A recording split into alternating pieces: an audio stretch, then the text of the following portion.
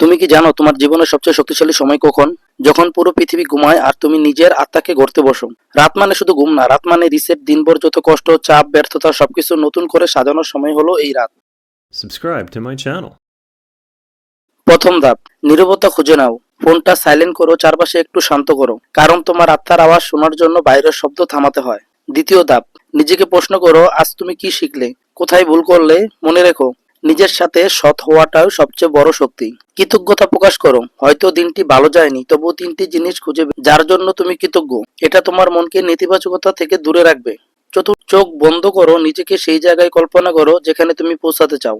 যত বেশি স্পষ্ট দেখবে তত দ্রুত। পঞ্চম ধাপ, নিজেকে বলো আমি পারবো, কারণ দিনের শেষে কেউ তোমাকে বিশ্বাস করুক বা না, তোমার নিজের বিশ্বাসটাই সবকিছু বদলে দিতে পারে। মনে রেখো, রাতের এই ছোট ছোট অভ্যাসগুলোই একদিন তোমাকে অন্য লেভেলে নিয়ে যাবে। যারা রাতে নিজেদের গড়ে তোলে তাদের সকালটাই একদিন ইতিহাস হয়ে যায়।